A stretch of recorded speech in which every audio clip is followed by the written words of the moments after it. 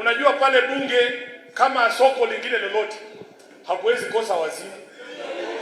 Kuna wazimu pale, siku moja anaamka analeta mswada ambao hauna mbele wala nyuma. Anasema ati anataka yeye amechaguliwa miaka 5, anataka kujiongezea ati miaka 7. Na nataka niwaambie leo kama katibu mkuu wa chama cha ODM, huo mswada hauna uungwaji mkono kutoka kwa seneta ama mbunge yeyote wa ODM.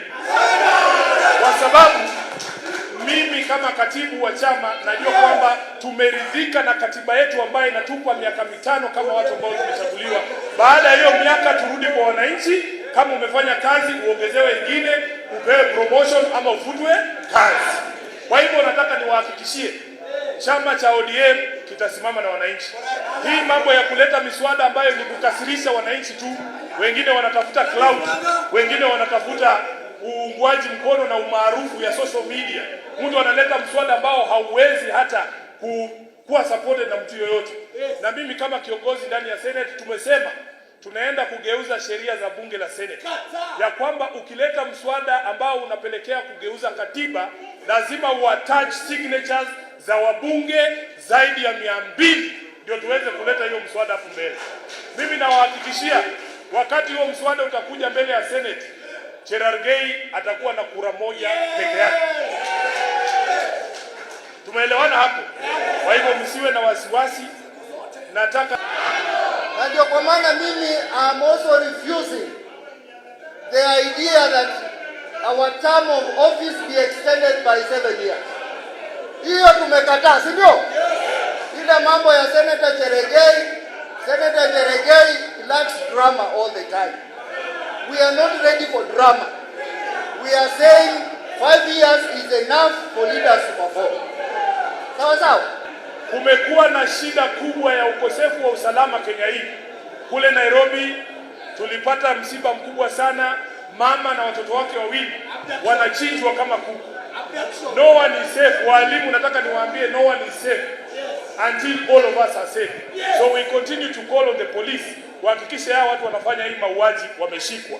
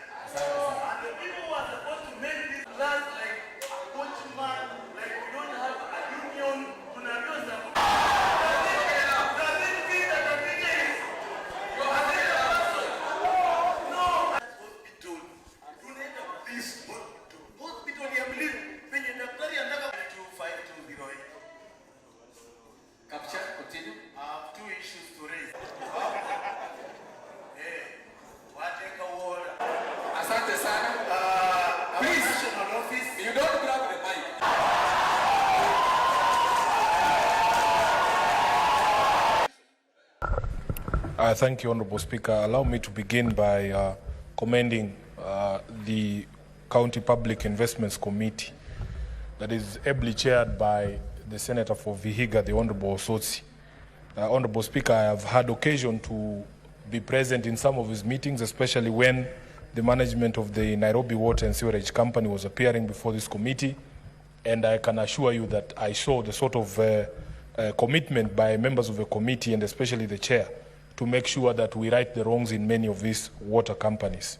Honorable Speaker, as you can see from the report, the chairperson and the committee have demonstrated in-depth knowledge and understanding of the issues that are facing these water companies, and they are making recommendations that will help in trying to resolve some of the issues that have bedeviled these particular water companies. I'm also very proud, Honorable Chair, that this committee has done almost 80 of those water company reports so far, and that we are at 100% in terms of addressing the question of ownership, which was not the situation that was obtaining prior to Senator Osotsi being the chair of this committee. So therefore, Honorable Chair, let me take this opportunity to thank the chair, the Senator for Vihiga, who's also my deputy party leader, these are some of the things that Kenyans have come to expect from the very high quality leadership from the Orange Democratic Movement.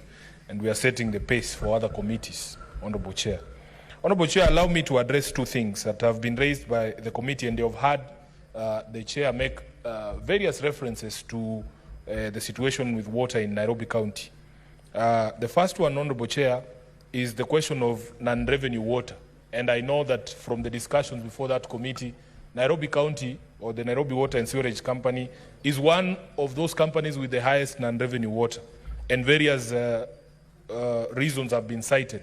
Honorable Speaker, in very simple terms, non-revenue water is revenue that somehow leaves the company but is not billed, and the county does not receive money, or the company does not receive money, for that water.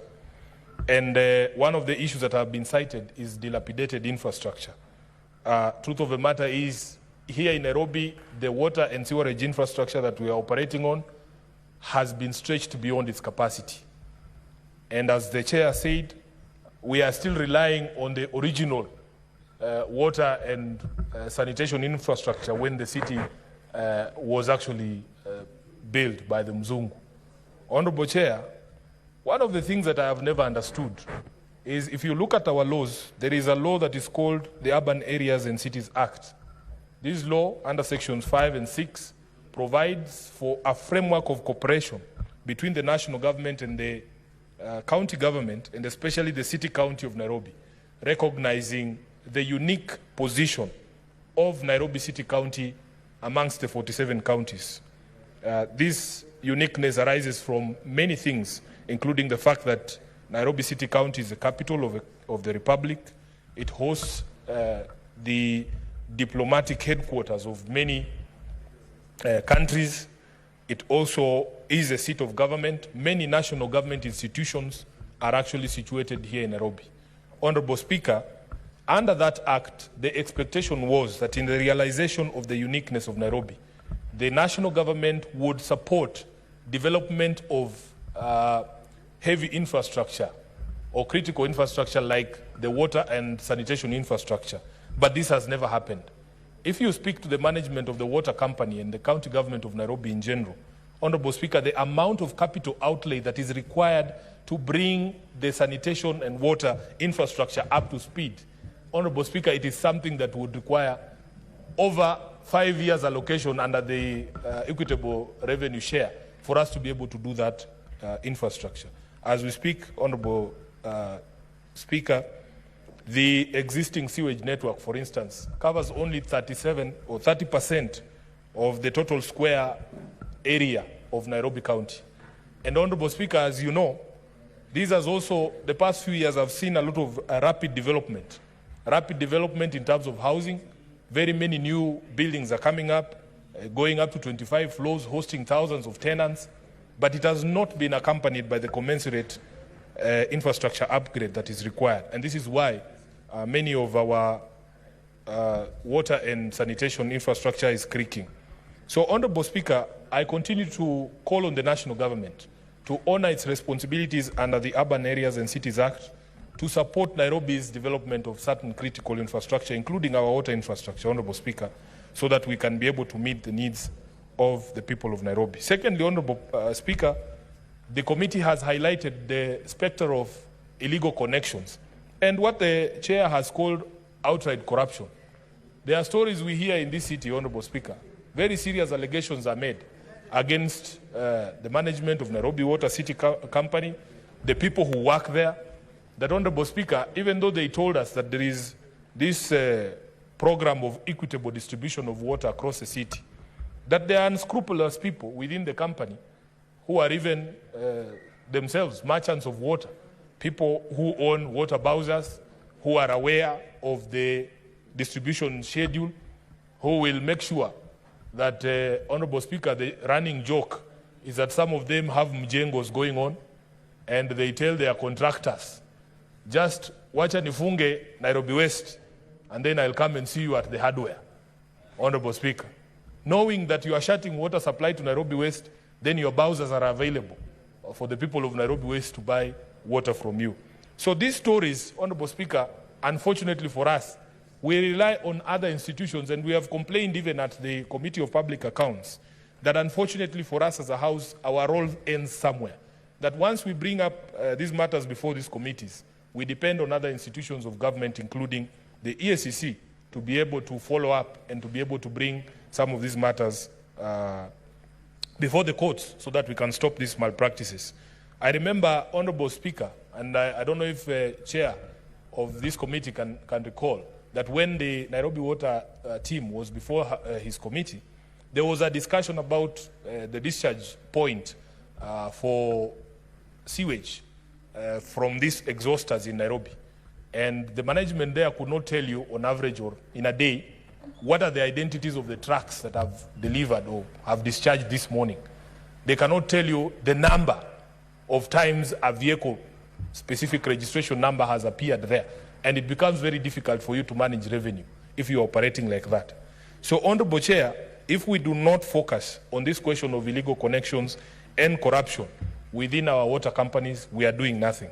And by the way, I used to think that cartels, for instance, in water, are shadowy figures who you cannot point out. Honorable Speaker, the people doing illegal connections are known within our communities. It is the inefficiency of the water companies that supports the existence of these cartels. Because the people there, especially in the informal settlements, have come to realize that the suppliers down there who have made illegal connections somehow provide a more reliable service than the water company itself. So if these issues are not addressed, Honorable Speaker, then we will not be doing anything. Lastly, Honorable Speaker, I want to just comment on something that the Speaker, the Chairman said, that the recommendations are arrived at by consensus. And in replying, I would also want him to advise if this consensus is just amongst the members of the committee, or if in fact the management of the water companies themselves share in some of these recommendations, because it is important that you get the buy-in of these stakeholders, especially on conflict areas such as the Kisii and Nyamira situation that you have referred to, the Bungoma and Trans Nzoia one. If there is no commitment from those stakeholders to resolve those problems, there's not going to be resolution of those problems. So therefore, Honorable Speaker, I want to thank the committee. I thank them for the support that they are rendering to all these entities for them to be able to improve. At the end of the day, Honorable Speaker, what the people of our counties expect is reliable water supply. If you look at the statistics, the people who in this city have access to water 24 hours are less than 40%. The rest of us, Honorable Speaker, we have to play pata potea with our water supply. And this is a situation that is not acceptable. And we have to call out the management of these companies. We have to call out the management of our counties to ensure that this is done. Nairobians have waited for so long, Honorable Speaker, because, you know, there's a project that we were following very closely on the Northern Collector Tunnel that was supposed to add an additional 170,000 cubic meters of water to our daily supply, which would have helped because we are running a deficit of over 200,000 cubic meters of water every day. We need to be updated on the situation with the Northern Collector Tunnel and all the other water projects that the people of Nairobi have been waiting on, so that we are able to assuage the situation and as well in the other counties.